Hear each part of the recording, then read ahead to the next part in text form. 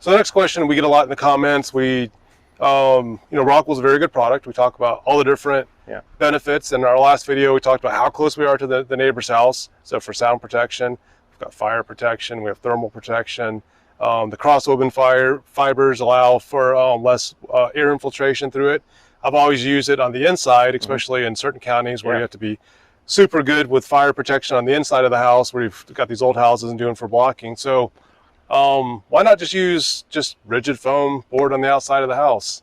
We even had Matt Reisinger use it on his house, but he also, it kind of came to a little confession point. He said he regretted using that because of termites and some of those other things. I mean, rigid foam board has been used for a long time, and it is an effective product as long as you get your control layers and you get, you understand the vapor or the hygrothermics, which is the moisture control of the assembly, and you got the right R value of it, the right thickness, and it's installed properly, and you got all your connections are right. I mean, anything that's done correctly is going to work, and it's going to work well.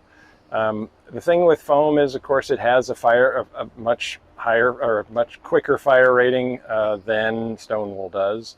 It doesn't dry out but it's used more as more vapor control. It's tighter, closed cell or open cell. I mean, those things can work for different reasons. But when you have something, and I talk about this in one of my videos from a couple years ago, is the reason we sort of chose using stone wool insulation in the first place is that when we're looking for a product that deals with the things that we deal with in the Southeast or anywhere in the country, anywhere in the world, moisture, bugs, fire, the R value, the ease of install, all of those things, everything, like in the end, all of those things pointed to this stone wool, and the fact that it's, it isn't, it doesn't burn. I mean, it does at a certain temperature, it'll melt, but that's, and so all of the factors that you look for in a product for insulating your home,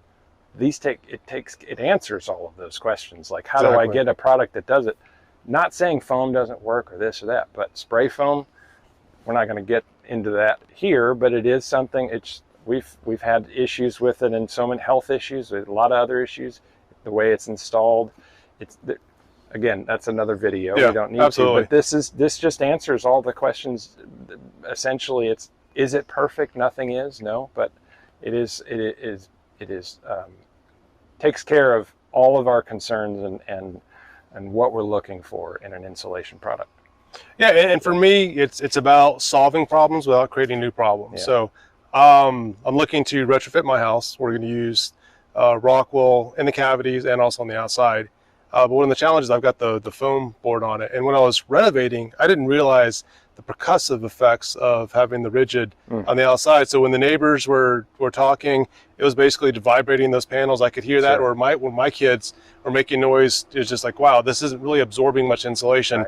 Maybe providing the thermal break, but and the other thing in the South, dealing with bugs and termites and stuff like that. They don't. So, for me, being married to a Southern woman, she doesn't like bugs in the house. So we're looking at, that's why we like the air seal. I would say it's for energy efficiency, but honestly, I'm doing it just so I don't have to, like, hey, Matt, come kill this spider or whatever. Air seal, but the sound as well, because got 3 boys, they're noisy.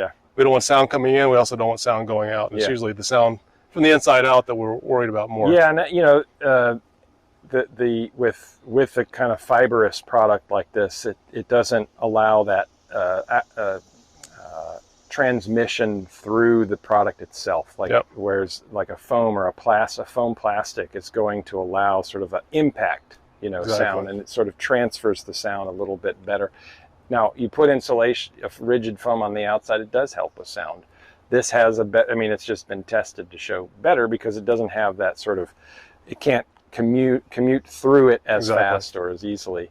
The expansion and contraction of this product is almost zero. That's another thing that happens with a foam plastic product, is as it shrinks, it's opening up the gaps. That's not only for air sealing, but it's also for sound. Sound goes through those air gaps, right?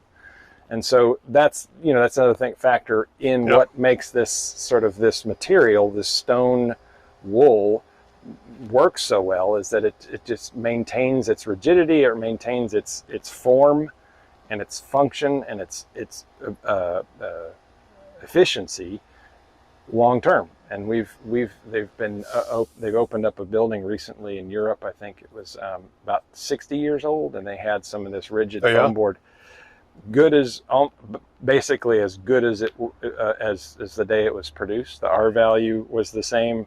All of its properties were basically exactly the same as it was the day they made it. So this stuff just really holds up. It's a durable. At least for 60 years, which is plenty. At least. Yeah, I'll take that. It's like the pharmaceuticals. You can always say it's only good for 5 years. That's as long as we've tested it. Yeah. 60 years is probably. I'm sure it's a couple hundred. If it's gone that long, it's going to go a lot longer. Yeah. Well, I mean, one thing that some of these webinars I've heard too. So with ROCKWOOL, the colder the temperature, the R value is not affected the same as it was some of these other materials. So some materials, it gets colder, the R value actually goes down. Yeah. With ROCKWOOL, it may be a slight increase, but at least it's not a degradation the colder it gets. So that's one of the other factors that I considered when using it. Yeah, and there is a threshold. Everything's measured at everything's kind of measured at starting at 75 degrees, and then it's up above and below 75 degrees. And so from that threshold, from that baseline, all these insulations are measured.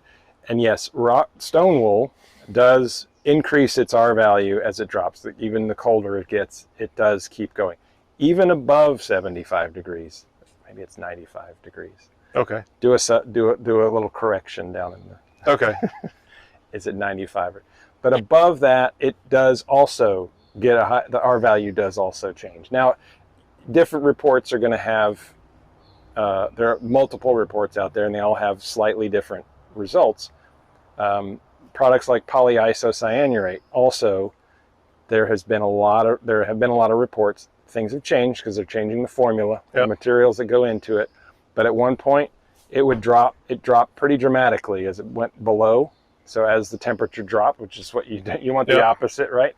It was dropping in R value. It still does that. It's just not as much as it used to. So yeah, we got to know about those things. But yes, this does show all their products that from that baseline, above and below, it does increase its R value. Okay. All right, everyone. We really appreciate Chris coming out to do this presentation, answer all these questions. For the comments section, if you want to check out his channel, LG Squared, YouTube at /LG Squared. All right, we've got a link in the description below, and appreciate you guys taking a look at this house. We've got the virtual house, which is going to be in multiple phases. We've got the as-built, where you can go through and see what it looked like before we got to this point.